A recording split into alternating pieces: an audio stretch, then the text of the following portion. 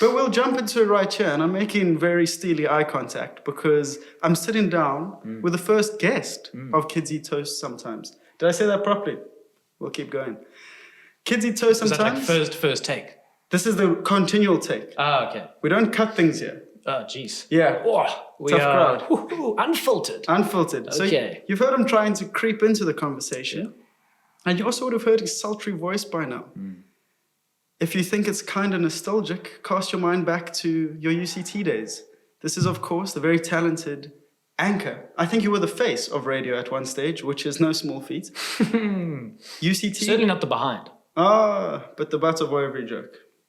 Several. As a white anchor at UCT, I think that's like a decent role to play. But the host of, or the former host of 104.5, Josh Hill. I was like continuing the link. UCT radio.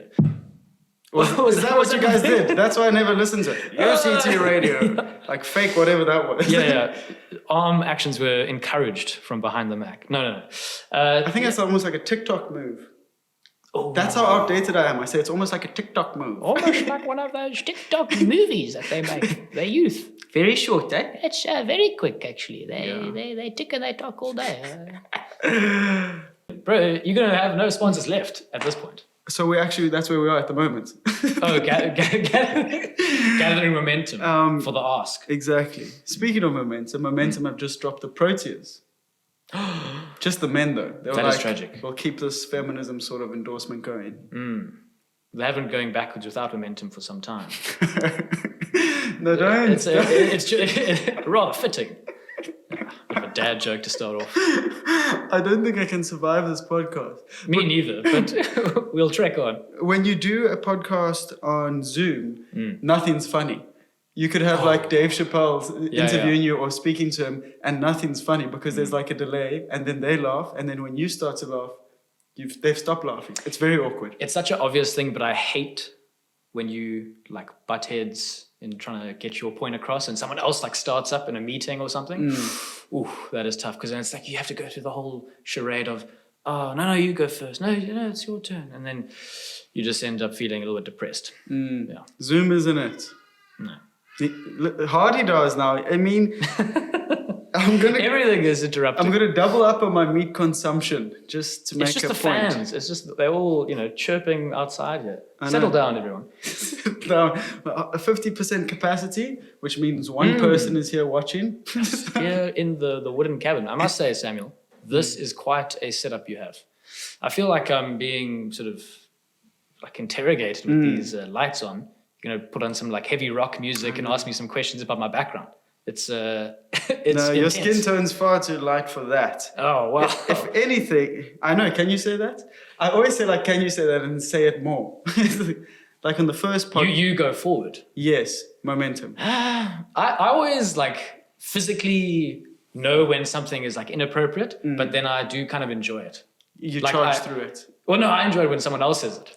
So I won't say it. I maybe think it, not say it, but still appreciate the moment because someone else says it. I hear you. I think it was one of the first podcast episode where I was chatting to soon-to-be Dr. Mazin Jepi. Oh, yes. Makes him sound more prolific. At the moment, he just kind of DJs and studies. No one wants to hear that.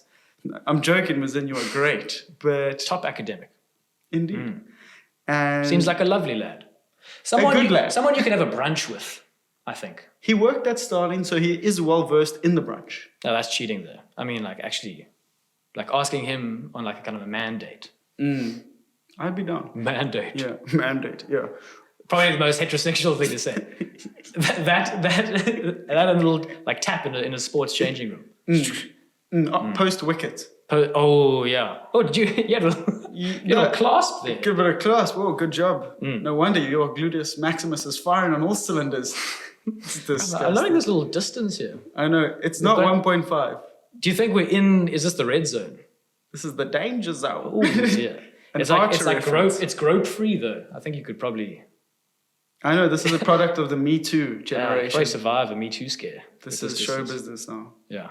Not even Greedy Harvey could grope someone from... I don't like where we're going. I hear you when you say you get that feeling in your body. I get a feeling it like whelms. It overwhelms? It whelms.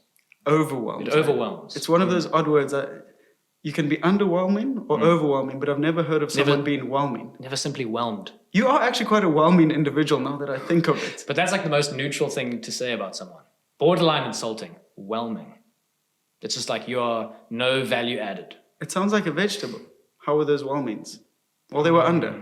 Nah, there's something there. We're close. Oh, jeez. Right on the precipice. Ooh, we're close. That was tough. Tough to let go, actually. Tough to just let it sail by. But we'll carry on. We'll carry on. That's the nice thing about a podcast. You can't bomb because you're just talking to someone. You know what I realized the other day? I was in nature at a river, and I tried to tell a joke to a buddy of mine, and bombed, didn't go well. And the sounds of nature when a joke doesn't go well, because they've heard it and it just kind of whispers in the wind, sits there for ages. Wow, that's not great. It's not a great feeling to have. But immediately refreshed, nonetheless, after being immersed in nature. I'd probably end up going for quantity over quality anyway. So okay, what was the just joke? Toss it out. This was a long time ago. This was over 3 days. So that is long gone. I will forget a joke that I say 30 seconds or anything that I learn or say 30 seconds ago. I find that Momentarily in there and then out. That's interesting. I'm with reading. I feel like I'm engaged in like very scholarly work or just reading a novel. And if I don't have a bookmark, because even if I like, what's it called? Dog ear the pages. Oh yeah. That's like grade 3 in the library kind of behavior. I wouldn't dog ear anything.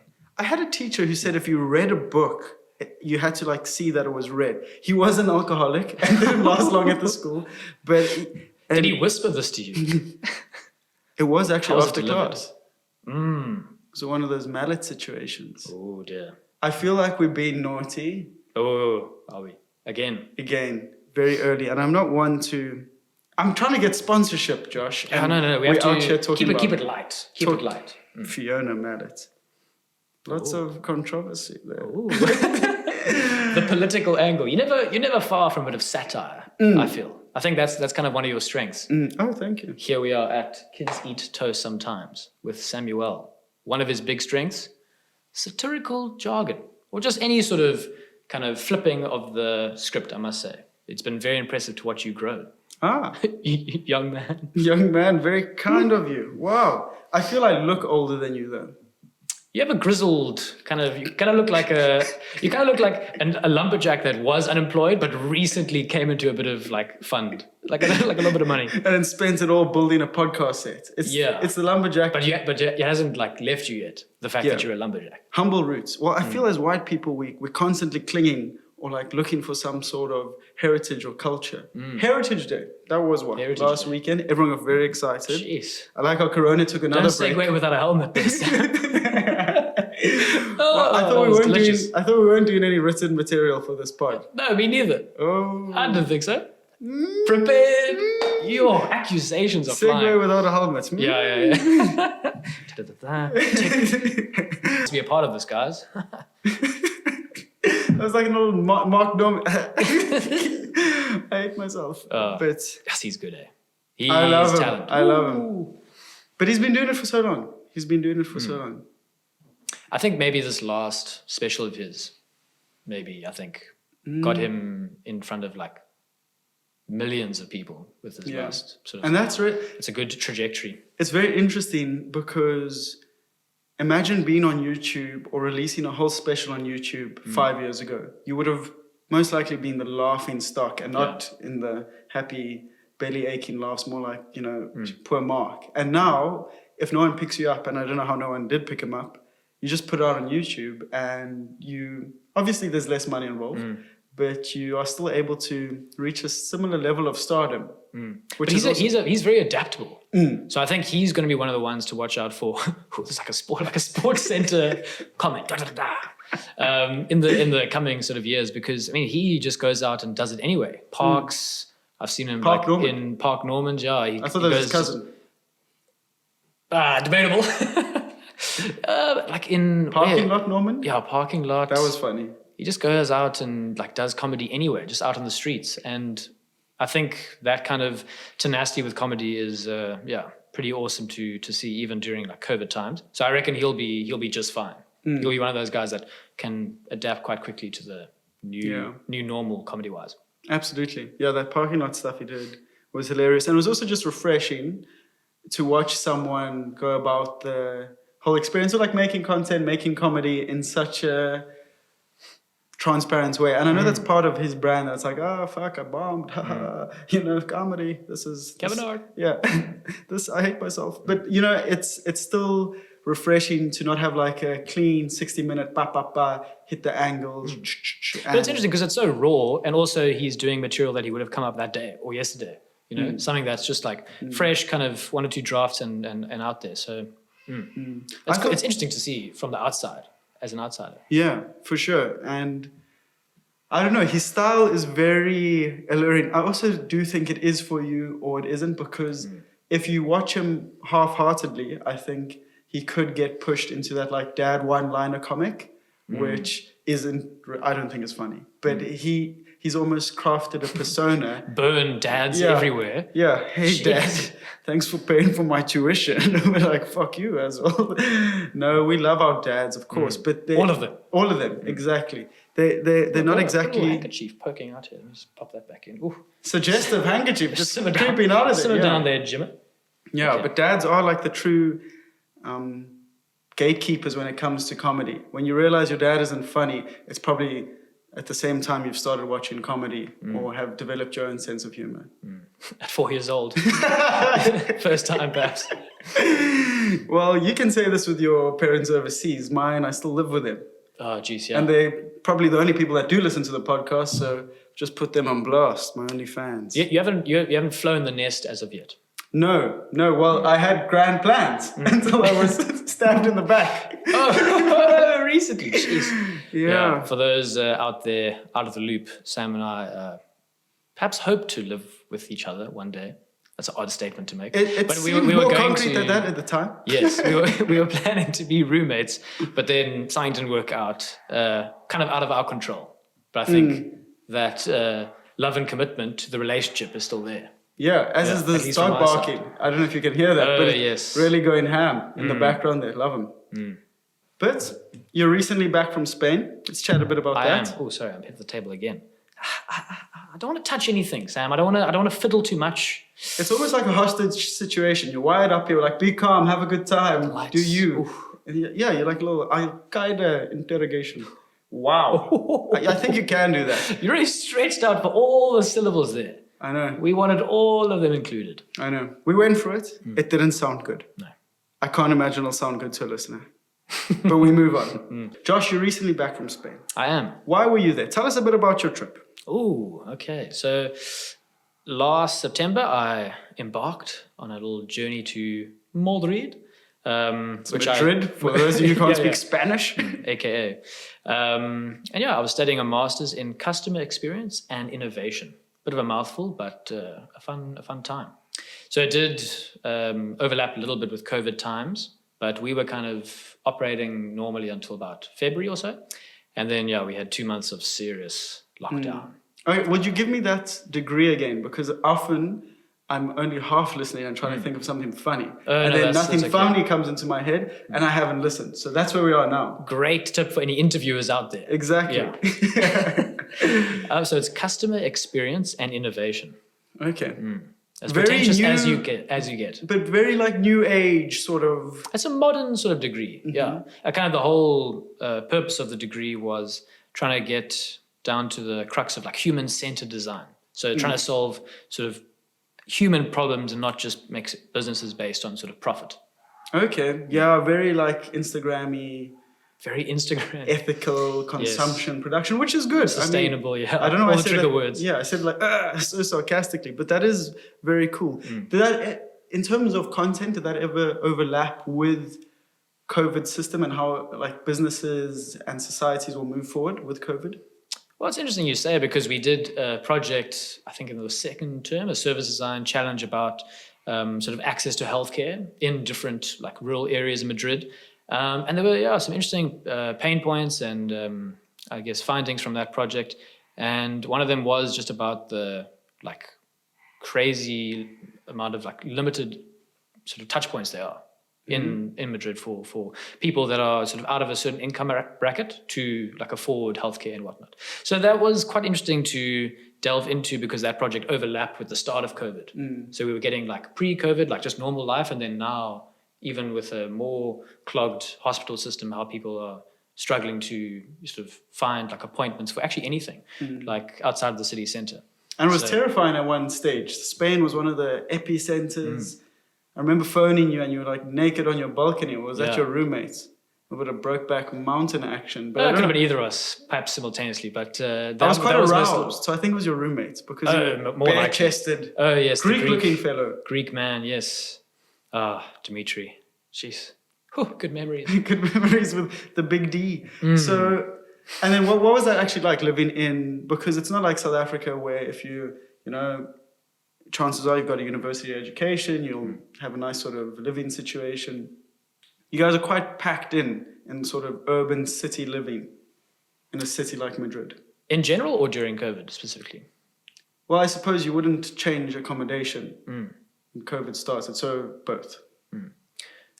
So for me, I think I've got a grasp of the question. Gonna just take a stab. We can chat about it afterwards. I think that outside of COVID times, Madrid was like a spectacular sort of city. Those curved edges to the building, everything is just like colorful and live, and the cobblestones and the heritage and history of like a Spain. It's palpable, you can feel it in the air. People are having tapas until, like 11, 12 at night, and there's, sort of clubs only open at like 1. It's bizarre. Like everything's just later there, but it's just a very laid back, light-hearted culture. And it was awesome to live in. And you went from the bustling streets one day to literally 24 hours later on a Friday night, could hear a pin drop on the main road. So I think it was a very completely different experience after that. But I think we had it pretty decent, Dimitri and I, my Greek lover. To be honest, I always had the more conservative, I'd rather just be safe kind of approach. So I was actually quite happy from the start to just dig into seeing out the sort of hardcore time indoors and literally just going out to get food. I think the attitude for me, I wasn't really looking for a due date or deadline. I was just happy to sort of go with the flow. Yeah. And I think it was quite important for me in terms of headspace or mental health to just be not, be haphazard with how you approach things or being too casual about the whole sort of global situation, because obviously it was terrifying. It was quite serious at times. But just to be lighthearted in the room with Dimitri or other friends on Zoom and whatever, just to keep things, relatively calm, was definitely a plus. For sure. Okay, I like that. I've certainly struggled with my sort of reintegration because, like you are, I think in a lot of people think in quite strong binaries. If they there's a pandemic, you're fuck, well, I'm gonna stay at home, save lives. So you're well, if I'm not staying at home, I'm a murderer. Or you've got that sort of, and of course that's a very literal interpretation, but it certainly felt like that to a degree for me. So I got this sort of bunker mentality. And the problem with that is there is no due date. There's not okay, we won, You can actually get stuck in the the sort of frigid state or the sort of non-transient state of actually just being without a get out of jail time. For sure. And COVID requires everyone to be very flexible, and it's very hard to have these concrete views of okay, if my friends are seeing other people, if they're going to parties or that sort of stuff, I can't touch them, or I can't. To be honest, I think outside of Chloe, you're probably one of the first people I've sat down in a maskless environment and just chatted with. So that's peculiar, Ed. It's actually, for me, it's kind of a interesting thing on both sides, because on one hand, it's so crazy how quickly humans can actually adapt to being in a complete state of essential lockdown. And on the other hand, for me, I found my social skills and social anxiety actually crept up when I was getting into like meeting people again, like re-entering the social scene. Oh, that sounds a bit dodgy. Sounds like Tinder or something. Re-entering. Tinder's not even dodgy, it's just depressing. That's my... After being No luck for you guys yet, eh, Chloe? You guys struck out so far. No. The worst is when you find those... Is this why I'm here? This is quite a forward engagement. I think it's going to be a fucking nightmare for anyone who's listening to this to try and work out who this Chloe person is. It's not like she's mic'd up or visible. She's behind the blinding lights here. What was that wonderful movie with Joaquin Phoenix where he falls in love with the operating system? There we go. Her. Chloe is her. You need what's Rogan's like little research guy? Jamie. Pull that up, Jamie. Pull that up. Rogan. How horrible is his new set? Have you seen it? I don't think I've seen a live video or video from his new. Have you seen pictures of it all? No What does it visual look like? footage. He looks like... I'm sure it's nothing like this Oh masterpiece. no, it's actually embarrassing because if I can do this, what is Joe Rogan doing? I mean, come on, Joe. All that Spotify cash, and what has he got so far? It literally looks like the inside of a grill.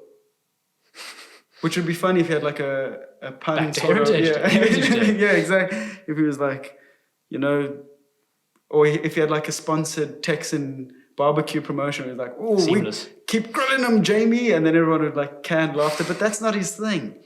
It's an idea. It'd be better than what's happening now. But I'll check it out. Jeez, scathing reviews. terrible review. And he's like the podcast hero. Big Joe Rogan. What is your best case scenario with this podcast going forward? Now that is straight to the bone. And Cutting edge question.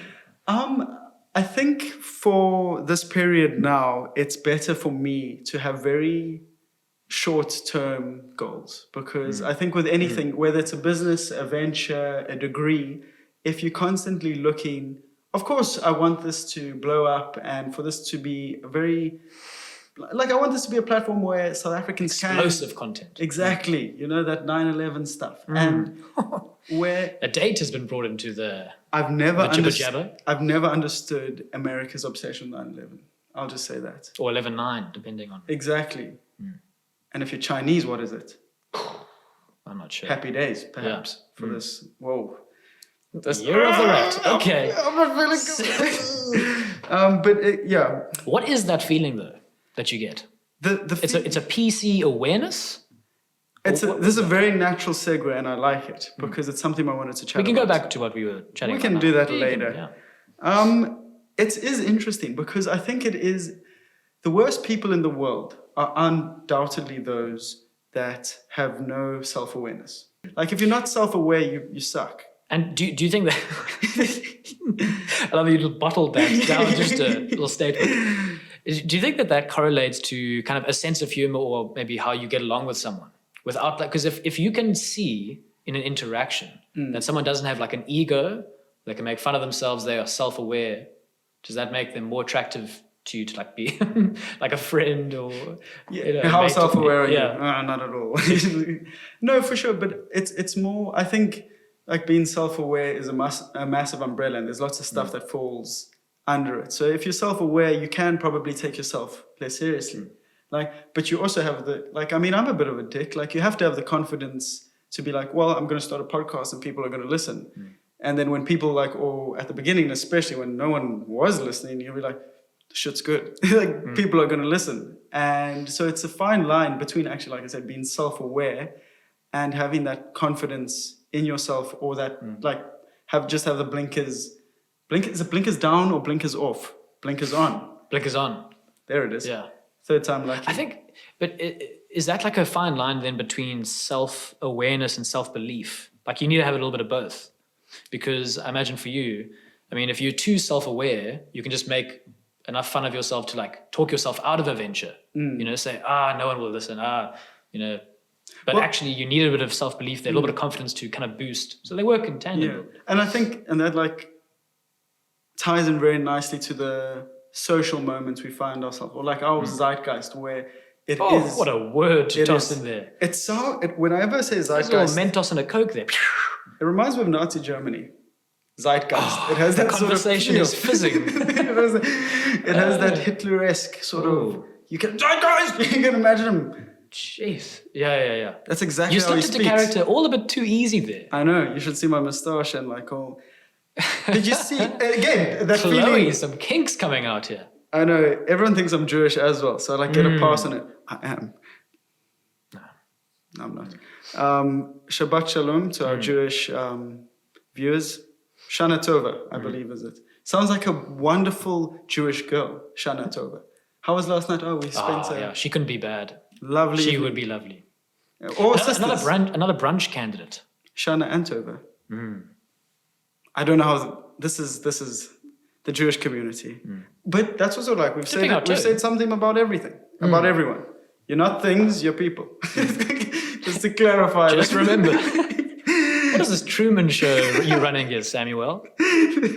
You're behind the curtain. You're going with the beanie hair at the back. There's a clump there. Do you want to see what it looks like? Let's have the full Monty. Oh, yes. Let me just put that there. The thing is, it's very awkward That was to get the hair. Oh no, no, not so wild much. abandon. That little toss there with the beanie. I know. It's not even mine. That's how you toss a Probably beanie that wild. isn't yours. Yeah. I know.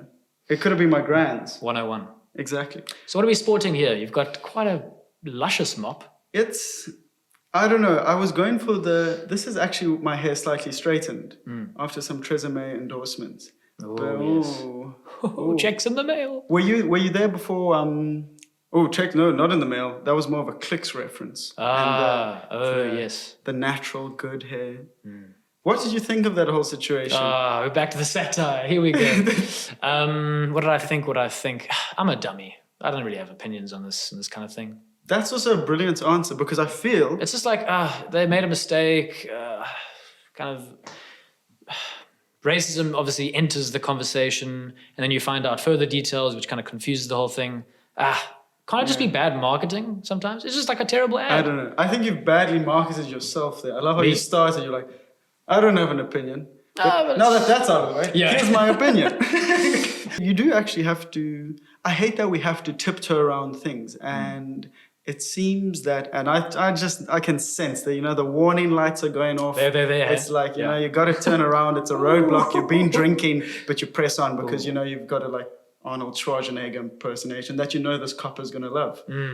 That didn't really happen. If I saw a roadblock and I don't drink and drive. do you toss out the Arnie when under arrest? No, I don't know where that came from, to be honest. But it's instead of just openly. I mean, you're very conscious, obviously, that it doesn't affect your life as much as just a white guy walking around. But that's you wouldn't think about it. So it's easy to cast it away as just simply bad marketing. But I mean, I think that's like the self-reflexivity. Got that out in the end. You nailed it.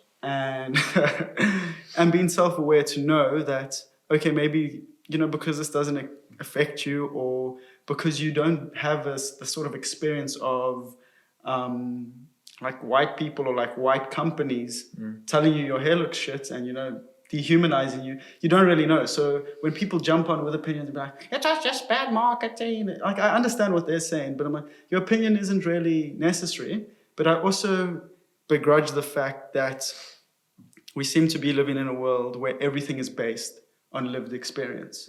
So, you could have a wonderful political commentator be like, oh, what Click's done, what Click's going and done, what Click's did was unethical. You're drifting into your Markle. Markle. Hey, Markle's a good oak. He's pretty on it, eh? He's consistent. Exactly. And, or you've got public intellectuals who want to weigh in on something, but some Twitter user hacks them down at the knees because they don't have lived experience or they're not black. And I don't think that's a very healthy position to be in. Well, it kills the conversation, doesn't it? Well, it's not a conversation, just you speaking in a feedback loop with other angry people. And I'm not saying people shouldn't have been angry. I just know there's some subjects that just aren't inherently... Thronsky. You're right there. Jeez, this 1.5 minutes is getting shorter and shorter here. Get the face mask down. That was dry as well. Yeah, very dry. Oh dear. That's what the Rona sounds like. Oh dear. Ooh, this is bit like of ASMR. Okay, just like that. I had Corona and now it's gone. A biological... What was your remedy out the back? To be honest, there was a bit of water to the back of the throat. Oh, yeah. I couldn't bring myself to gargle. I Cures wanted it to all. gargle. Yeah. Trump was wrong. It's The just aqua water. magic. Exactly. H2O, I'm cured. I was going to start like maybe attempting to come in and I thought, just leave it. Yeah. This is, Rather just leave that out to dry. if anyone wanted to know what the low points of my life was, I'd say this. Just right now. This whole interaction. No, I'm only kidding. But very exciting political news. And we'll just tap dance around it a bit because it's not that exciting. But Biden v. Trump, who you got? Who's your pick your fighter? Oh, I'm so curious about the American Democratic Party's obsession with like middle of the roaders. Just like kind of middle America vote, hopefully. The 2016 election was a clear sort of indication of how a divergent figure can actually draw a lot of that middle sort of neutral vote. And I can't see why it can't happen again. I mean, a lot of people obviously thinking that maybe Trump won't be re-elected now, but it's just as possible as the last time, to be honest. But I'd say Biden should probably take it. I mean, he should. I think Harris was a good VP pick. Yeah, but that sort of stuff just it feels so strategic, obviously.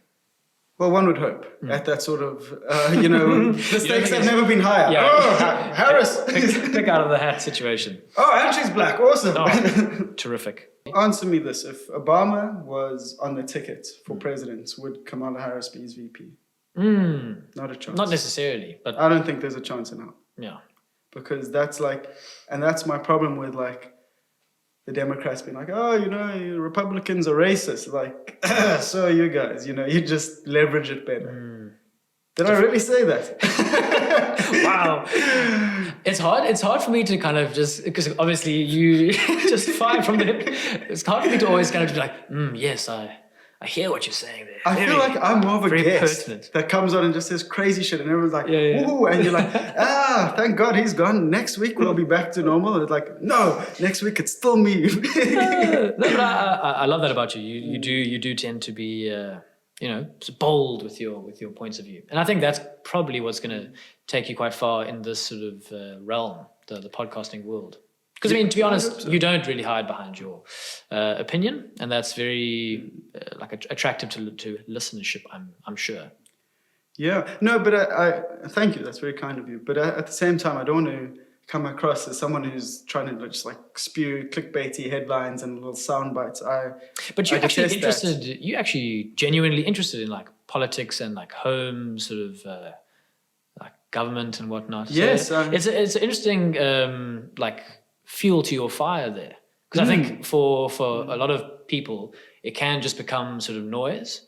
But with this podcast, at least from what I've seen, you're delving into some sort of real questions, bringing some lighthearted perspective to it, which is a good way to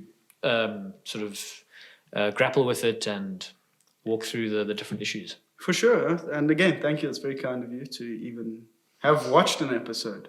So, but my hang up, not hang up with, exactly. I was like, feels like home. But I was like, no, that's Italy. Spanish reference, I miss. I find it quite bizarre when people, young and old, reduce politics to noise. Because it plays such a big part in our lives. I think that's a fairly obvious statement. It just seems bizarre. It's my new buzzword, bizarre. I say it all the time. Bizarre. It's bizarre. The news. Jeez, Huxtable. Stay away from the Cosby stuff. Yes. Yeah, that's a message for everyone. Yeah. Genuine good advice. Yeah. It's such a big player, and I think South Africans or white South Africans maybe feel that because they aren't represented to the point where, the ANC... Oh, shame. Exactly. Oh, come here, you. You didn't go No, vote. but I mean, so on some level, you can't be angry at a government that you don't play any part in electing or engaging with on some level.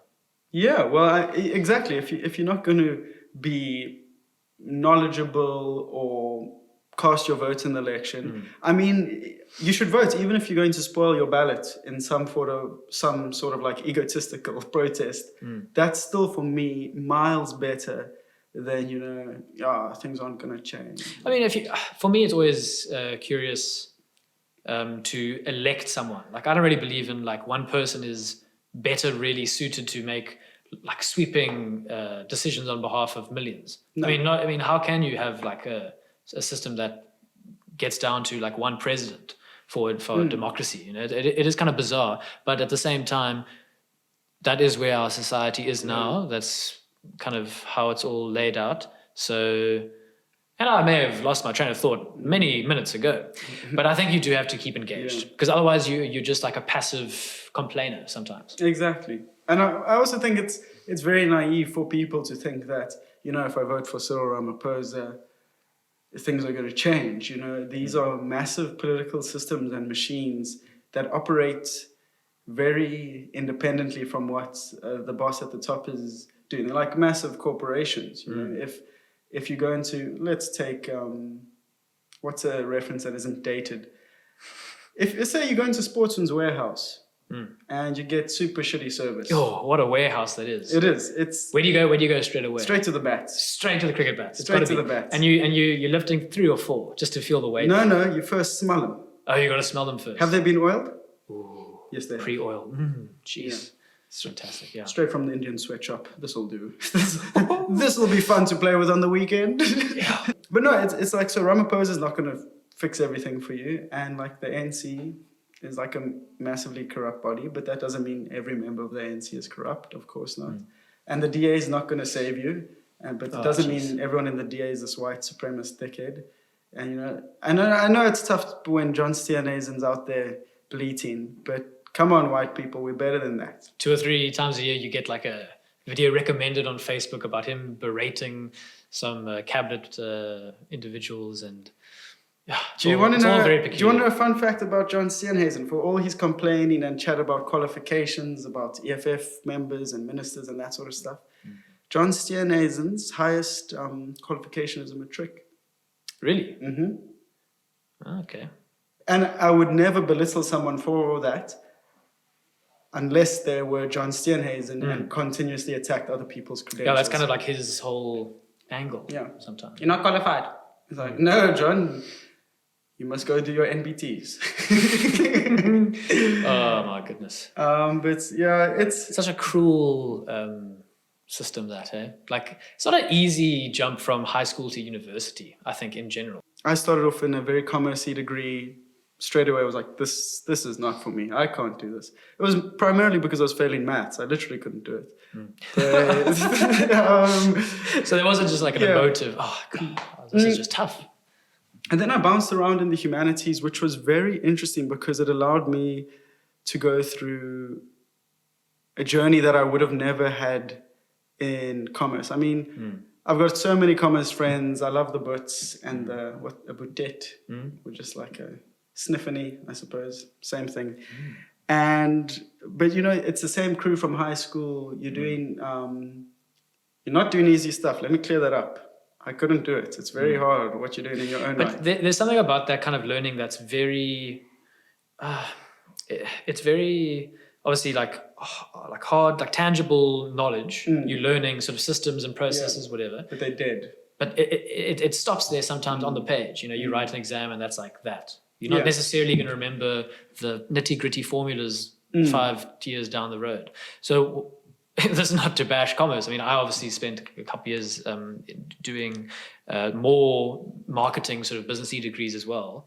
But I very much value my time at the humanities because it's kind of like you kind of have to go internal to then reflect, grapple with kind of material, and then externally kind of express that. That's what I appreciated about the humanities aspect. I'm fascinated with narratives and people and how we operate and why we think, and all these personal narratives that we construct whilst we're viewing things, eating, forming friendships. And I think the structure of an essay is, you know, that blank page and how you're going to, whether it's a little cursor, exactly, popping up, and whether that's going to be in sociology or you're writing English paper, you're still confronted with this blank page and opportunity to construct the narrative. Even if you're citing academic sources, which you have to be doing, obviously, you're tying in a narrative and you're creating something which is a very interesting experience that I don't necessarily think you get to have crunching numbers or being negatively marked for a wrong multiple choice question. I got PTSD from those multiple choices. Like, did you ever guess? Were you a No. When I saw -1, I was like, okay, moving on from this section. Oh, that's a gamble, eh? Do you go for the gamble? Yeah, do you run the gamble? The risk. But it's a confusing time. And one story I did want you to share, because I wanted so much of these engagements, I just love that they're immortalized by the fact that I've recorded them.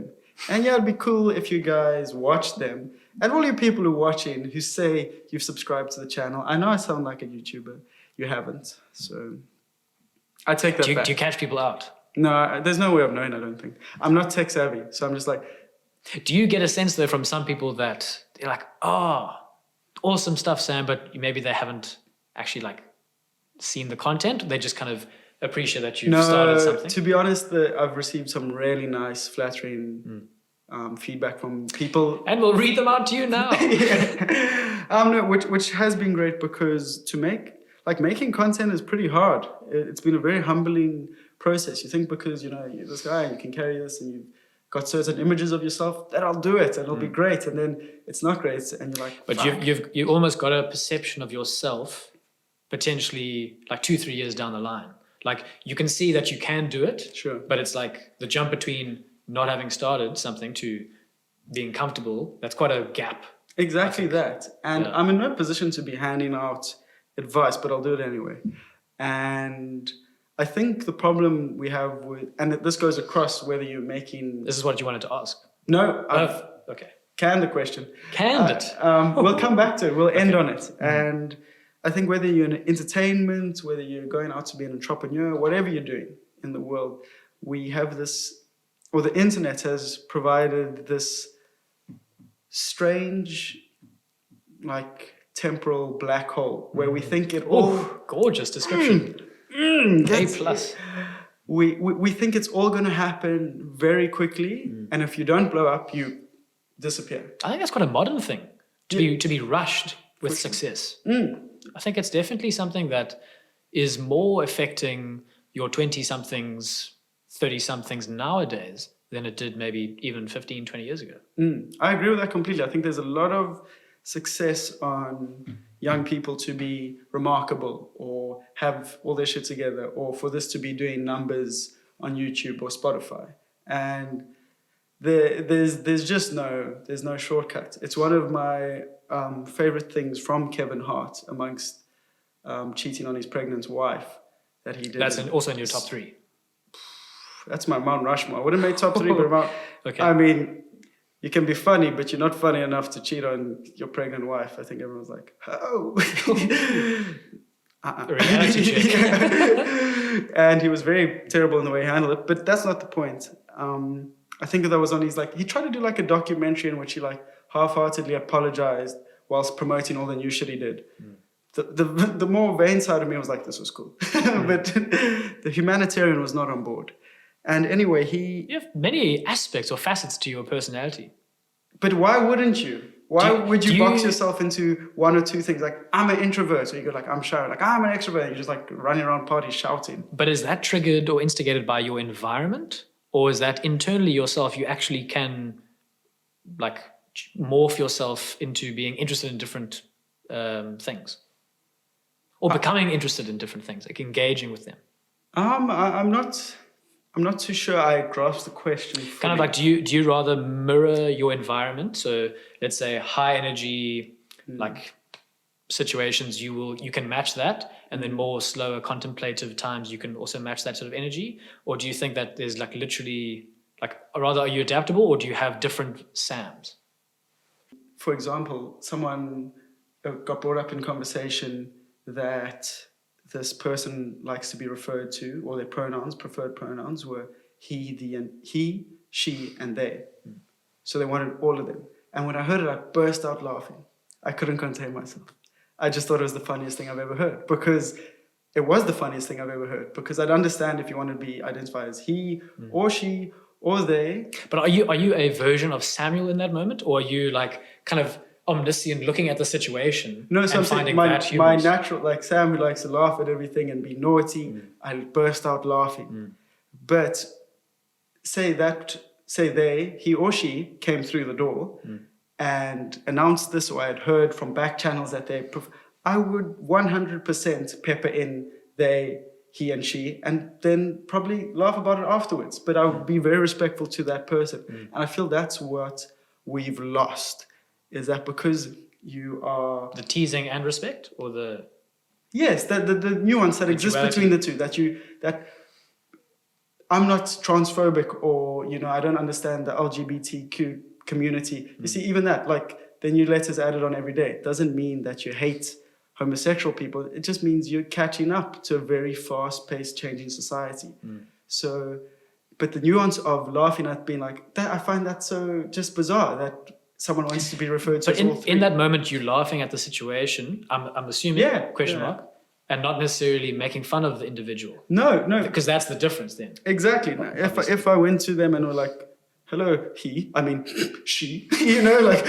can someone get they out of the room? It's not. I made the mistake of maintaining eye contact during that little episode.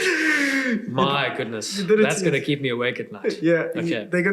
I'm recovering. They're gonna come for you. But I'm saying, so the nuances to everything. And I think when we lose the ability to laugh and giggle and play, and I'm not saying people be like, transphobic people, transgender people, what a lach. It's not like, this is the... You can't do that to me. Yeah, but exactly. You should just be able to laugh. That was fucking funny. And it made me laugh because it was naughty. And at the same time, you go, I completely empathize and want a trans person to feel completely equal in society. But you know what the interesting duality about this is, and where comedy, I believe, is going to come even more relevant down the line, is that people actually escape to comedy more and more now. Yeah. And it's that non-PC world that people are able to engage with or kind of laugh at that is becoming even more attractive. Because you'll have people feeling uncomfortable, as I do sometimes, having sort of certain terms mentioned in conversation, kind of have that like little bodily reaction, but then you'll go and watch a comedian and laugh at the new special that they have talking about these issues. So that's an interesting kind of duality, like real life versus it is. And watching something. It's on also Netflix or whatever. When you're watching a comedian. Or Netflix plug. Netflix, yeah, come on, Netflix. Bring the cash. We know you're interested. Yes. And I think when you say you're watching a comedy show, you have that anonymous cloak on, a body of cheers and laughs. Or when you're at home and Bill Burr says something outrageous and you're like, chortle, and then you're like, oh, yep, I got a stick on my computer. There's no ways they know I laughed at that homophobic joke, and then when you unpack it, you're like, oh, it wasn't homophobic. He was actually just making fun of gay people. And which is way better. No, not for being gay. It was just a joke about gay people.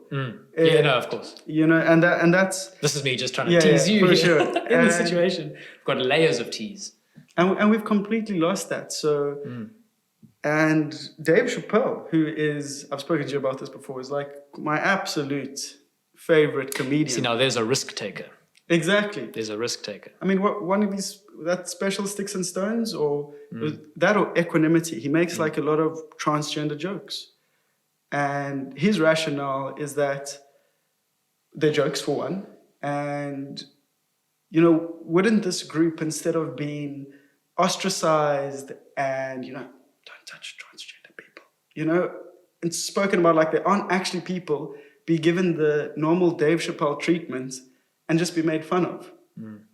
And I get it. When it is, Dave Chappelle's not transgender, I'm not transgender, I don't know the struggles people go through. And I do also get that lived experience argument. I think it's a very important one. So many people go, lived experience. It's like, you only listen to your maths teacher because they've got maths experience. It's not, you need, it's a very fundamental way of how we assign knowledge to people. It's like they're experienced in this. Like if you're experienced the sex change, you know more than a comedian who's up, but So we placed a lot of trust in our teachers back in the day, maths Of teachers in course. particular. even Kent Locke, he got a lot of trust. Are you familiar with Kent Locke? Kent Locke, why is this Oh, familiar? how do you not know about Kent Locke? We will wrap on this. Actually, we'll wrap on that last question I wanted to ask you. But Kent Locke was basically the porn pastor. And I don't say that in jest. That is who he was. He was the... Is this of the photographer guy? Yes. I believe, like, sports photographer. Yeah. Did you... Okay, now it's coming back to I me. think it was just when you left school, he kind of came onto the pornography scene. And he would take amazing photos. Shout out Ken Block. Your boy was a pedophile, but he could take a photo. And of people... Slogan. Yeah. So Kent controlled the whole process of abuse. He was a pastor at Common Ground, youth leader, whatever you want to call him. He was there.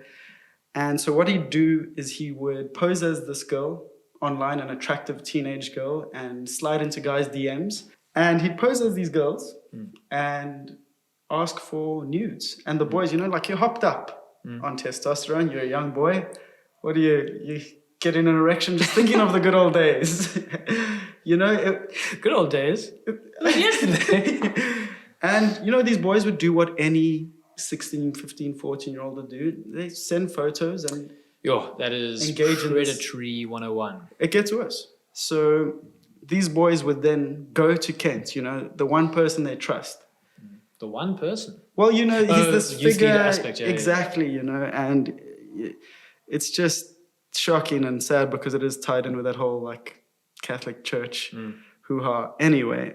And so they'd ask him, like, Brother Kent. I assume that's what the church people say. Brother Kent. It's probably not.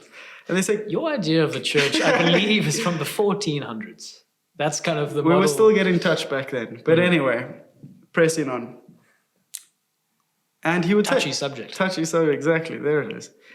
And he would literally say, you've done something wrong. I'm sure you sinned, and then hit them with a Bible or whatever it was.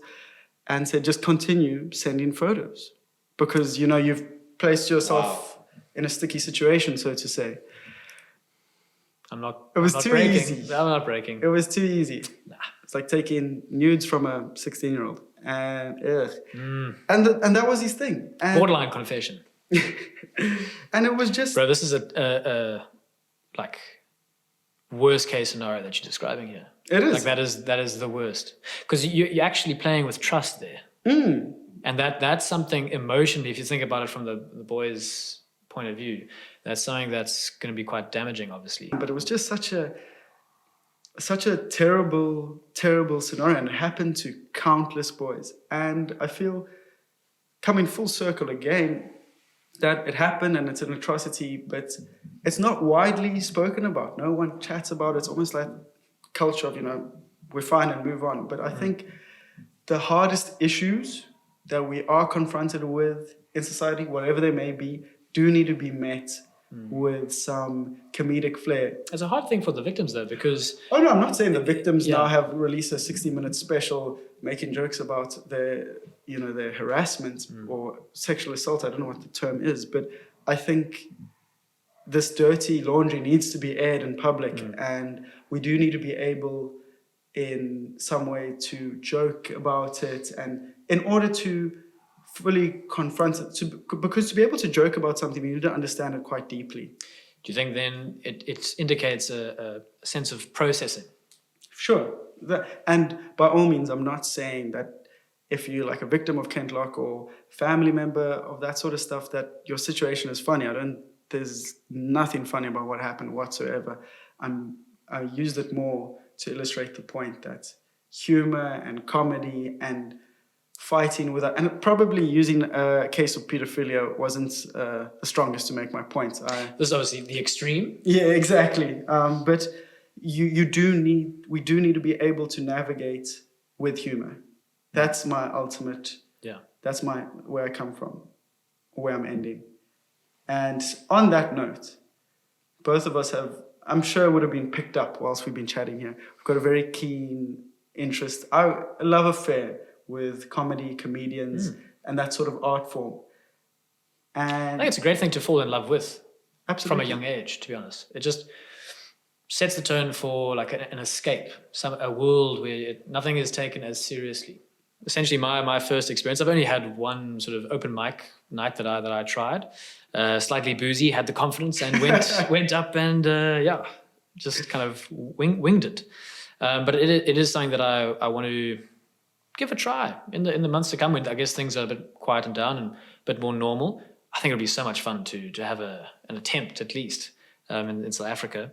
But this particular instance was during my time in Madrid, and I'd say it was probably towards the end of last year, maybe November, December, obviously pre sort of COVID times. And there was a sort of open mic event. People were kind of doing a bit of poetry, and this was probably my downfall. And it was a bit of a mix. It wasn't like straight comedy. It was like, a little bit of poetry, a little bit of like storytelling sort of things, a lot of like clicking of the fingers. That's what you know as you're going down a bad road. This is not good. And very sort of woke evening. And we're a few cervezas, a few beers down. And they call for like a next person, just open mic night. And before I had made the decision, I think my legs just went. I just went for it. And I kind of just decided to, because as the theme was how I fucked up, that was like the theme of the night. So I essentially dragged the audience very, very curiously through a story of mine where essentially I thought I was a hot shot in early university days, and going from sort of all boys sort of high school to suddenly, mixed classrooms, boys and girls in university days, there's a lot of more opportunity to meet the fairer sex and engage with potential like dating. And this was very new to me. I was a bit of a non-dater in high school. Painful time in my life, obviously, to bring up now. Welling up at the thought. But I just became very like overwhelmed with the idea of going out with girls, and there was an occasion where I said yes to like dates on days subsequent, Friday and a Saturday, and both kind of went decently. I won't obviously mention names here, but they went decently enough to foster the potential for a second date. And nice. So these datings just became concurrent. Not for very long, mind you, but there was like a little bit of, plan something for Friday night with X, and a little bit of Y on the Saturday, YMCA. A true misogynist at all. Yeah. No, I mean, it's obviously, this is just a terrible story about... Yeah, I'm joking. No, you can't forget me the whole evening and then once...